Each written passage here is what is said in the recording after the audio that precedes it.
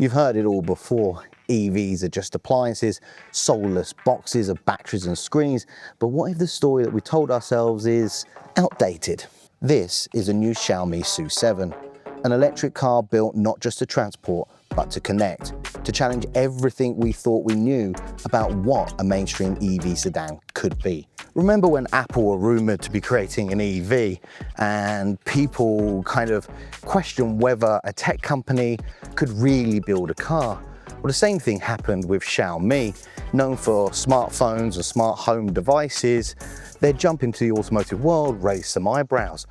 They even denied making a car at one point. Then came the SU7, a tech-driven, sporty EV at a reasonable price point, and the response was huge. They managed to secure orders on launch to fill out 1 year's worth of production.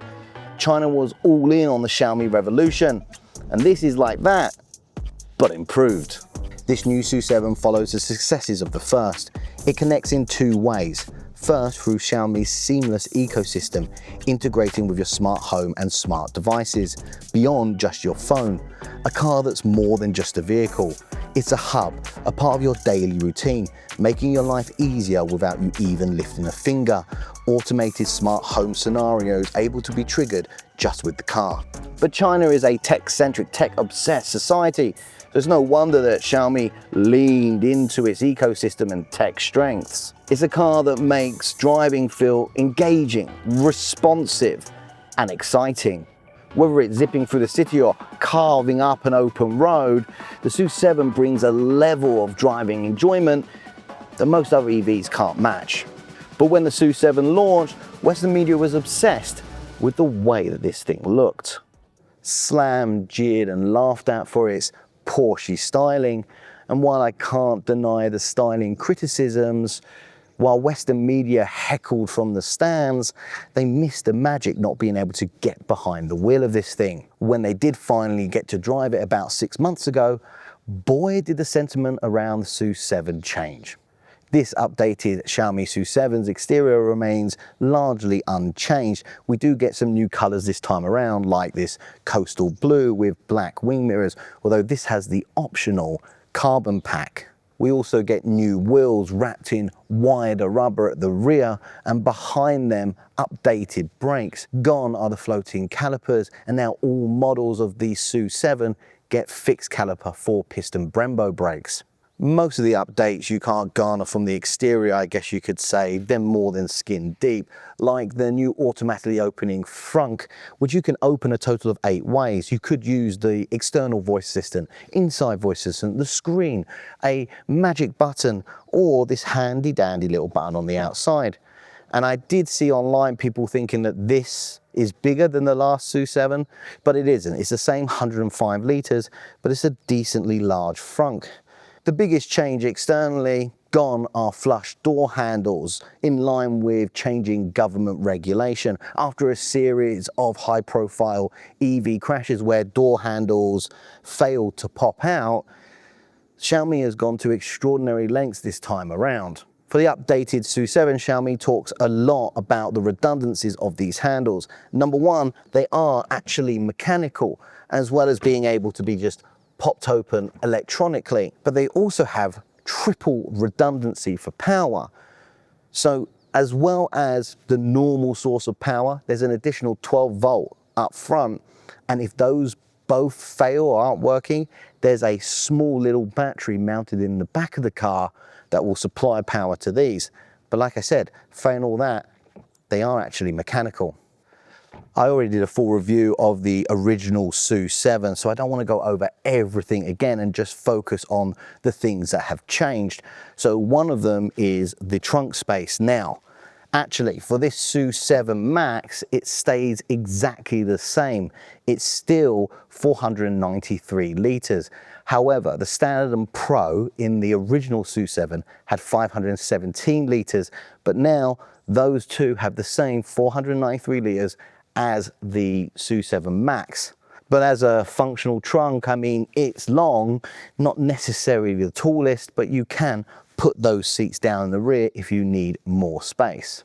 There's a lot of nitty-gritty details of improvement in here, but the end result is something that looks and feels more premium than the original SU7. The headlines in here are these quilted seats and quilted door cards. The driver's seat now gets 18-way adjustment, including thigh support as well. You also have triple layer ambient lighting where it was just here before. You now get it here, here, and down below. You also got metal accenting all around the center console and on buttons and things like that. Some of it real metal and most of it just metal look, but you also do get metal speaker grills now. Basically, this whole interior just feels more mature than before. The biggest departure in terms of style up here in the front cockpit has to be the center console. In the original SU7, you had these toggle switches down the driver's side. This feels more balanced, more like an all-rounder, especially if you get the optional zero gravity seat for the passenger. Then yeah, this feels more suited to everybody in here, not just focused on the driver. Take that as you will. Me personally, I like the original kind of driver focused interior, but I can see the appeal of something like this. The screen is the same as the old SU7, but I mean, it's still super slick. I mean, what would you expect from Xiaomi with their know-how in OSs for their laptops and smartphones? In fact, this actually runs a Snapdragon 8 Gen 3 mobile chip for all of the entertainment features in here.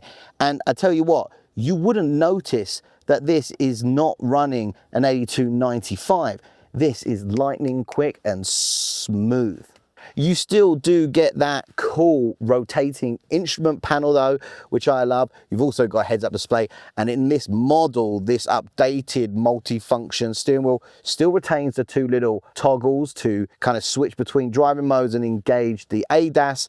And this one even has the carbon fiber and Alcantara interior in here. An option, but I can see it being popular. But like I said, a lot of small improvements. I'm not going to go into depth about the wraparound ambient lighting being class leading length at over 3.6 meters, or that the sub pumps bass 30 hertz lower than before, or I kid you not, the makeup mirror is 6% larger. But there are other things that you do get, like dual phone induction chargers, and on the Max they're up to 80 watt, a smart fragrance system, and more clear, bright red mechanical emergency handles. You also get more speakers this time round. Standard and Pro models get an additional 4 speakers, and the SU7 Max gets the 25 speaker spatial audio system as standard. The same back here, no major changes, small little tweaks, which means I still have the same amount of knee and headroom. Sat behind myself, a decent amount of knee room and headroom. You know, this is a sports sedan, so you can't expect too much. You do get the quilted seats back here, the same as in the front, and they mentioned something about the wings of these seats being 20 millimeters bigger than before. You can still get a fridge back here as well, because everybody needs a fridge in a sedan. You also get the smart ports on the backs of the seats, where you can clip in a Xiaomi pad with a smart connector, and it will automatically sync up with the car's infotainment system, and you can use it to control different parts of the car. However, the biggest upgrade or the biggest change back here probably is something they took out of the U7, which is this removable small rear display, which you can use to change, well, the AC, seating options, the sat nav, music, and some other car functions as well. So again, this is a kind of lots of small tweaks on the exterior and the interior. Most of the improvements are, you know, deeper within the car itself. Another change though in this interior is this glass roof is no longer one single panel. They actually split it into 2, and therefore you now have the functionality where you can decide if you want both pieces of glass darkened, or if you just want the rear darkened, then you can do that independently. You still have the magnetic little buttons you can place around the cabin and assign a task, and you also have these guys. I'm a fully grown man. I'm 38 years old, and I don't typically make a habit of playing with toys, but they actually connect magnetically to the car. Those little fluffy things, Well, you can use them to change up here the different kind of modes. You can have your own little character. Here's a little otter, swipe him down here and the whole mode changes to your otter mode. Yeah, awesome. I can also see that if Xiaomi were to say, get a cross promotion with Popmart and do a La Boo Boo version, that could create some serious hype. If you compare this to the Xpeng P7, great car to drive, but it just feels heavier than this. You feel like you have to kind of tame it down the road. It's kind of fast, but in a brutish way. This, by comparison, is nimble, like a ballerina on her tiptoes. You just kind of think it down the road and off it goes. Wow, you feel everything beneath you. A really great EV to drive. The on-paper stats say that the SU7 Max will dart to 100 kilometers in 3.08 seconds, and some of you might remember the old SU7 did it in 2.78, but actually acceleration is about the same, just the old one was measured with a 1 foot rollout rather than from a standstill. But this is up on power and torque. 10 kilowatts and 17 newton meters, now 805 kilowatts and 690 newton meters. And much of that comes from the motors now being able to spin 1,000 RPM more, up to 22,000 RPM. The turn in this SU7 is sharp as ever with its double wishbone up front, in the rear with those wider tires, and this 5-link independent, really maximizing the amount of grip as you go around corners. The brakes are so much more linear in this SU7. You get CDC or continuous dampening control as standard on the Pro and Max model. You also get closed dual chamber air suspension on the Pro and Max as well. What that means is over the outgoing SU7 Max with its single chamber air suspension means you have a wider variance in what they can do. So if I put it into comfort, it will slacken off much more than the old SU7, give you a very comfortable ride. That was one of the downsides of the old SU7, was that it was still a bit firm even in comfort mode. But this also means that when you go into sport mode, it will stiffen up more than that outgoing SU7 as well. So the best of both worlds. And if all of this isn't enough for you, Xiaomi will sell you track upgrades, road-going semi-slick tires, high boiling brake fluid, and track pads. Let's hope that this time around people don't start binning their SU7s on track because they didn't prep them properly. The thing is, this car, you can actually shift the power if you want between the back and front axle. So if you wanted to, you could make this a more rear-wheel drive bias, all-wheel drive, and I think you can even shift it all the way to the rear if you want. Obviously, you'll be down on power, but it might be fun in the right situations. But this thing just works, and those that say that EVs are soulless, boring to drive, or only good in straight line acceleration, they're just driving the wrong EVs. This updated SU7 is quieter on the highway. All trims now come with laminated acoustic glass in all 4 windows. And this Max version gets what they call the quiet cabin, which uses an acoustic windscreen and other goodies that were used in the U7 to bring wind noise and road noise down. And the result is, while cruising along the highway, is a much quieter cabin. Part of Xiaomi's ADAS now is this ability to memorize kind of road imperfections, speed bumps and things like that. So next time that you go down that road, the car will know that and raise the suspension in anticipation of the upcoming road imperfections. All of this to help make the SU7 be a better commuter for the other half of your life. For the rest of the time, the SU7's geared to be driving fun. In terms of ADAS in this Xiaomi SU7, everything's been pushed up a level for this updated model. This SU7 Max now has a Thor U chip with 700 TOPS of compute, and all the chipsets for the standard and Pro model have also been upgraded for this SU7. But it's not just the ADAS chipsets that have been boosted in this incoming SU7.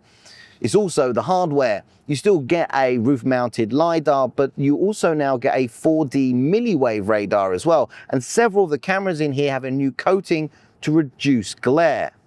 And at the top end of Xiaomi's ADAS suites, you get this Xiaomi HAD, which is on this SU7 Max. And that is Xiaomi's most advanced kind of ADAS suite that you can get. It's got an NOA function, and Xiaomi say that they're going to continue improving it to deliver customers as greater and greater ADAS capability. And those improvements in ADAS include improvements in active safety. They say that AEB has gotten a lot better in this version, as well as things like emergency lane keep and other things like this, trying to keep safety a priority for this new SU7. Charging speeds and range are improved across the whole SU7 lineup, with the SU7 Max now getting 5.2C charging, which basically means it will go from 10 to 80% in around 12 minutes. And now the Pro and Standard are nearly 800 volt, whereas the last generation, they're all 400 volt. So a nice improvement in charging. So this is a function that you can do where you can make your voice heard using the outside speakers of the car. It's actually so if you are kind of in a dark place, you don't want to get out, don't feel safe, you could ask for directions and get out of the car. However, I think that this is a perfect little thing to just terrorize high streets at low speed. Hey, you're in the green jacket! Get out of the way! Passive safety is another improvement in this new SU7. Tougher coating on the battery and a new anti-scrape bar to save the battery from getting hit by things.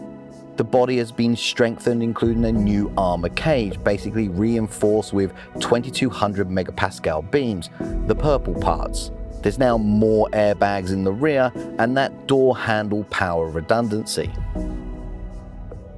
I feel this video is kind of redundant. I don't think you need me to tell you what this new SU7 is like. You take a fan favorite and a bloody good EV and you update it to make it better. What do you get? Well, what do you expect? An even better SU7. And the thing that Xiaomi's done 2 years on is simply listen to feedback, change those parts while keeping the winning parts the same. Still an amazing driving EV, arguably even better. You know what it's all about? It's all about self-improvement, like me. I just hope it doesn't take me 2 years.